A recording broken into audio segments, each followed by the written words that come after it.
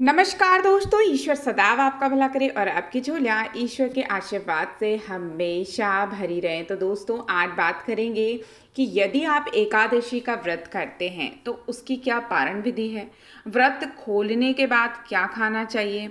जब दो एकादशी अर्थात दो तिथियों में एकादशी आ जाए तब किस दिन व्रत रखना चाहिए, और पारण विधि में किन चीज़ों से यदि हम व्रत खोलते हैं और उसके बाद हमें क्या करना है, उन सभी चीज़ों को हम इस वीडियो में जानेंगे। तो वीडियो को अंत तक देखें और आपसे मेरी प्रार्थना है कि यदि आप चैनल पर पहली बार आए हैं तो हमारे चैनल को लाइक करें और सब्सक्राइब ज़रूर कर दें, ताकि आपका जो ये एक लाइक और सब्सक्राइब है वो हमारे लिए मोटिवेशन का काम करता है।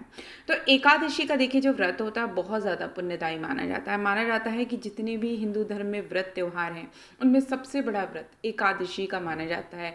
अत्यधिक महत्वपूर्ण है ये व्रत, और इस व्रत की यदि आप सही ढंग से पारण विधि करते हैं तो इसका पूर्ण फल आपको प्राप्त होता है। देखिए, एकादशी का जो व्रत है वो भगवान विष्णु के निमित्त रखा जाता है। हर मास में एकादशी आती है और मास के अनुसार एकादशी व्रत का महात्म भी बढ़ जाता है। एकादशी व्रत करने के लिए दशमी के दिन से ही व्रत के नियम लग जाते हैं जो द्वादशी तक चलते हैं।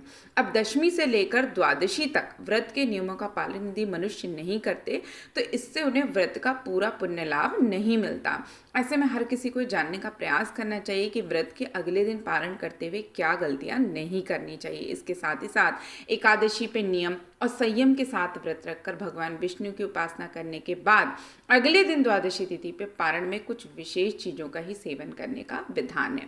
और इससे भी बड़ी बात है कि आपको इन 3 दिनों में अर्थात दशमी के दिन, एकादशी के दिन और द्वादशी के दिन, वैसे तो मैं कहूँ जीवन भर आपको कोशिश करनी चाहिए कि आप ना कभी किसी का बुरा बोलें, न किसी का बुरा सोचें और न किसी का बुरा करें, लेकिन कम से कम इन 3 दिनों में आपको किसी भी प्रकार की निंदा, चुगली और किसी के बारे में बुरा सोचने से अवश्य बचना चाहिए।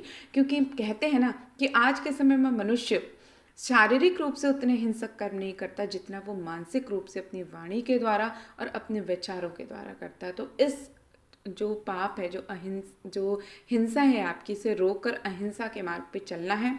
और यदि व्रत के दिन आप अपने आप को बिल्कुल इस नियम के साथ, संकल्प के साथ बांध कर चलते हैं तो निश्चित रूप से इस व्रत को करने का आपको सबसे ज़्यादा पुण्य फल की प्राप्ति होगी। तो देखिए, बात करते हैं कि किन चीज़ों से आपको अपना पारण करना है। सबसे पहली चीज़ है, भगवान विष्णु को तुलसी बहुत प्रिय, और उनकी पूजा में यदि तुलसी ना हो तो वो पूजा का भोग ग्रहण नहीं करते। इसलिए भगवान विष्णु के किसी भी व्रत में तुलसी का प्रयोग ज़रूर करें। एकादशी व्रत के पारण के लिए आप तुलसी दल के पत्र को अपने मुंह में डालकर व्रत का पारण कर सकते हैं।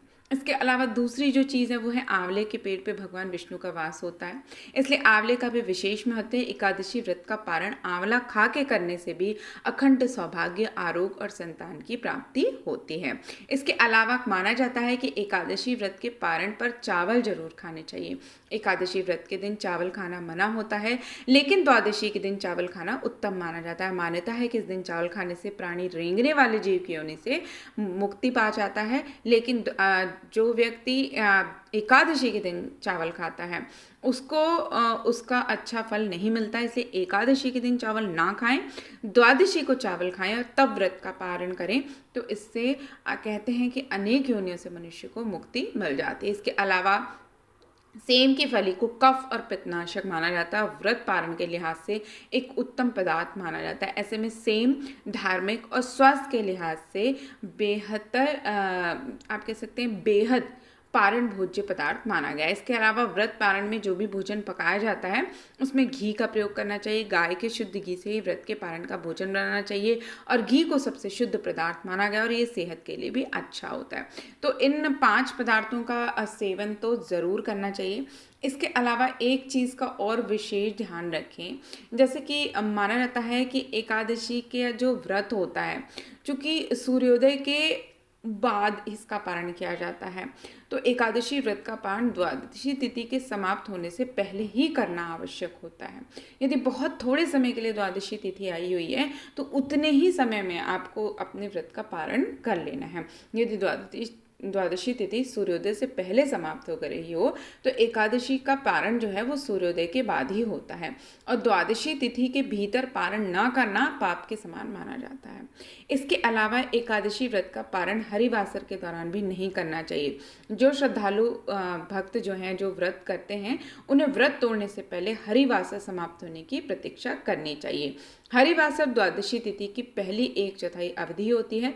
व्रत तोड़ने के लिए सबसे उपयुक्त समय प्रातःकाल होता है। व्रत करने वाले श्रद्धालुओं को मध्याह्न के दौरान व्रत तोड़ने से बचना चाहिए। कुछ कारणों की वजह से अगर कोई प्रातःकाल पारण करने में सक्षम नहीं है तो उसे मध्याह्न के बाद ही पारण करना चाहिए। इसके अलावा एक प्रश्न ये भी आता है कि कभी कभी एकादशी व्रत लगातार 2 दिन के लिए हो जाता है। जब एकादशी व्रत 2 दिन का होता है तब स्मार्त परिवारजनों को पहले दिन एकादशी व्रत करनी चाहिए और दूसरे दिन वाली एकादशी को दूजी एकादशी कहते हैं, जो कि सन्यासियों, विधवाओं और मोक्ष प्राप्ति के इच्छुक श्रद्धालुओं के लिए होती है। तो जो लोग भी गृहस्थ हैं वो पहली वाली एकादशी को करें और जब जब एकादशी व्रत 2 दिन की होती है तब तब दूजी एकादशी और वैष्णवी एकादशी 1 दिन होती है।